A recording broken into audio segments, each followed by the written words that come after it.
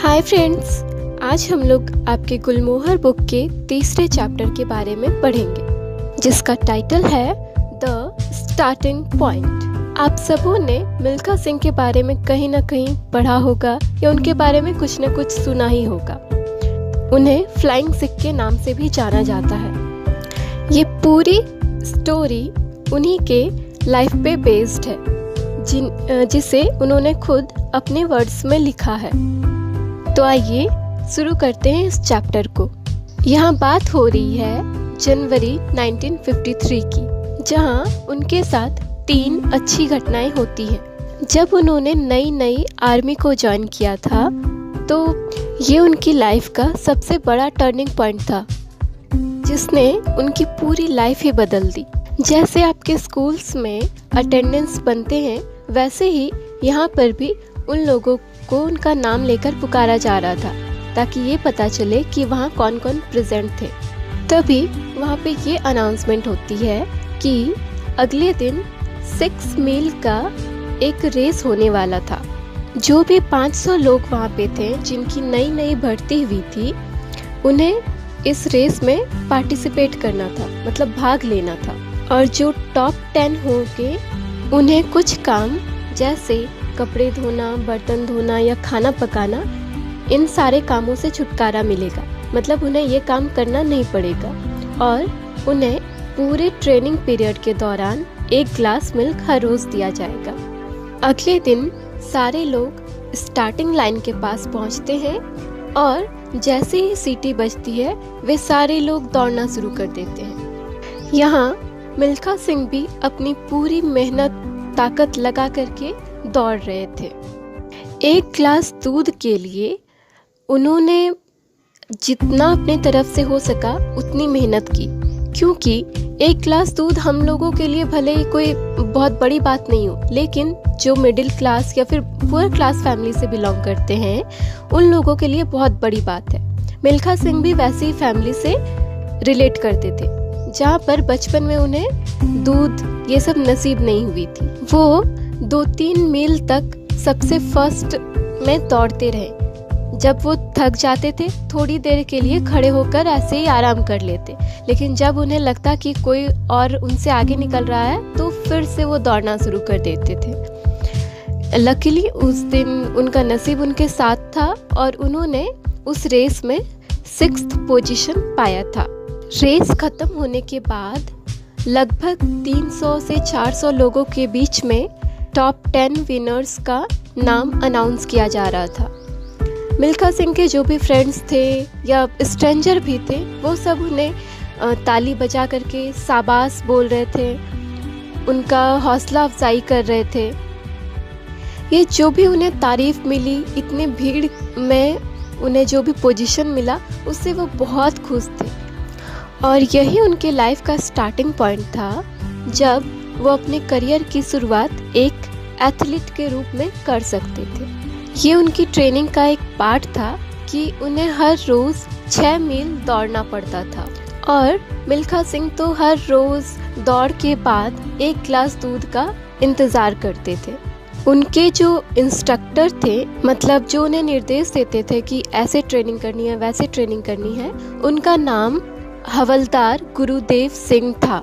वो खुद ही आर्मी में पिछले 15 सालों से थे, लेकिन उनका काम तो बस यही था कि उन लोगों को ट्रेन करना। लेकिन वो खुद ही एक काफ़ी अच्छे रनर थे और इन सब के रेसेस में वो खुद भी शामिल होते थे। गुरुदेव बहुत ही कम बोलने वाले और बहुत कड़क इंसान थे, पर वो बाहर से जितने कड़क थे, अंदर से उतने ही नरम थे।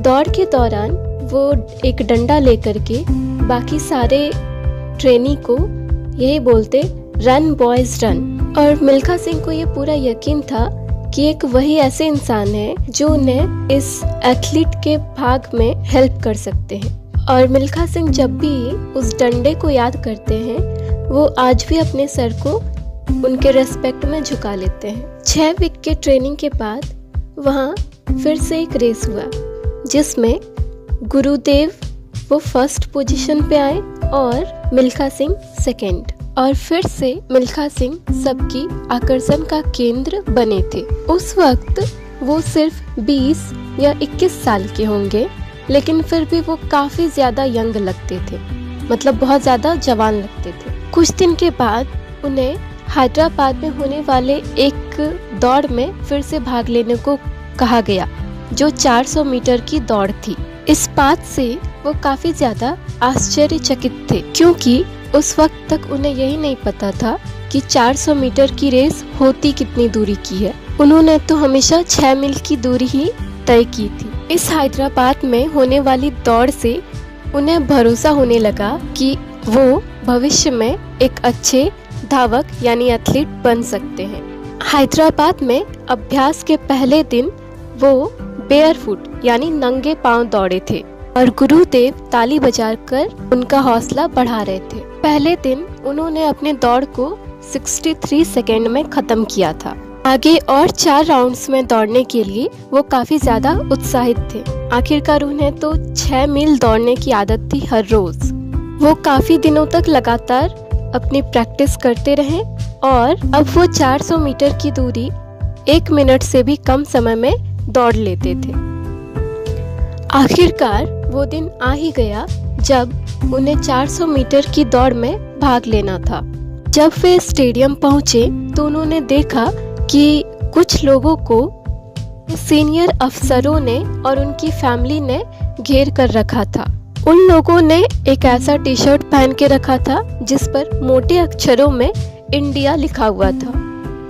अब मिल्खा सिंह को ये जानना था कि आखिर वे लोग थे कौन। तब मिल्खा सिंह को ये बताया गया कि वे लोग ऐसे एथलीट हैं जो अंतर्राष्ट्रीय खेलों में इंडिया को रिप्रेजेंट करते हैं। ये उनके लिए बहुत ही खास पल था और उस दिन उन्होंने खुद से ये वादा किया कि जब तक वो इस दुनिया में अपने लिए कोई खास जगह नहीं बनाएंगे तब तक वो आराम से नहीं बैठेंगे। मिल्खा सिंह भी ऐसा ब्लेजर और टी शर्ट पहनना चाहते थे जिस पर उनके देश का नाम लिखा हो और एक दिन उनका देश उन पे गर्व करे। जब वो स्टार्टिंग लाइन पे पहुंचे तो उन्हें बहुत ज्यादा डर लग रहा था। ये पहली बार था जब वो इतनी बड़ी प्रतियोगिता में भाग ले रहे थे जहां उन्हें देखने वाले हजारों दर्शक थे। उन्हें ऐसे समारोहों के बारे में कोई जानकारी नहीं थी। मिल्खा सिंह इस रेस में चौथे पोजीशन पे आए। वो इस बात से थोड़े से दुखी तो थे पर उनका दिल नहीं टूटा था। उन्हें इस बात की खुशी थी कि उन्होंने ऐसे लोगों के साथ कंपटीशन किया जो राष्ट्रीय विजेता थे यानी नेशनल चैंपियन थे, जिनका नाम सोहन सिंह था। जब मिल्खा सिंह हैदराबाद से वापस लौटे तो फिर से वे वापस अपने कामों में लग गए, लेकिन अब उनका एथलीट बनने का सपना अब और भी गहरा होता जा रहा था। अब उन्होंने अपने रूटीन में एक नया काम भी शामिल कर लिया था। पूरा दिन काम करने के बाद वे अपने डिनर को अपने कमरे में ले जाते और अपने बिस्तर के नीचे रख देते थे और फिर जब सारे लोग सो जाते थे तो वे नीचे आकर ग्राउंड में अपनी प्रैक्टिस शुरू कर देते थे। उन्हें ये तो मालूम नहीं था कि उन्हें कैसे दौड़ना है, पर फिर भी वो अपने अनुभव के हिसाब से दौड़ना शुरू कर देते थे। वो हर रोज 5 से 6 राउंड लगाते सबसे तेज गति से, फिर अपने रूम में वापस आते, जाके नहाते और फिर अपना डिनर करके सो जाते। ये कई महीनों तक उनका सीक्रेट रूटीन रहा था, यानी कि इसके बारे में किसी को मालूम नहीं था। ऐसे ही एक रात जब मिल्खा सिंह अपनी प्रैक्टिस कर रहे थे रात में, तब वहाँ के ब्रिगेडियर एसपी वोरा ने उन्हें देख लिया।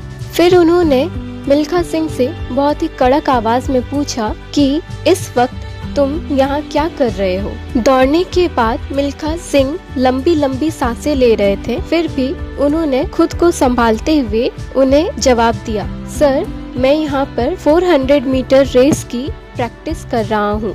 तब एसपी वोरा उन्हें बड़े ही आश्चर्य से देखते हुए उनसे पूछते हैं, प्रैक्टिस, वो भी इस वक्त? तो मिल्खा सिंह बड़े ही शांत भाव में उन्हें जवाब देते हैं, सर दिन भर में मुझे कभी वक्त नहीं मिलता अपनी प्रैक्टिस करने के लिए, इसीलिए मैं रात में कर रहा हूँ। एसपी वोरा ये सुनकर उन्हें थोड़ा अजीब तरीके से देखते हैं, लेकिन फिर वहाँ से काफी तेजी से चले जाते हैं। अगली सुबह मिल्खा सिंह के कमांडर उन्हें कहते हैं कि उन्हें कोई भी भारी काम नहीं करना है, उन्हें हल्के फुल्के काम ही दिए जाएंगे। इसके बाद से उन्हें अपनी प्रैक्टिस करने के लिए काफी ज्यादा टाइम मिलने लगा था।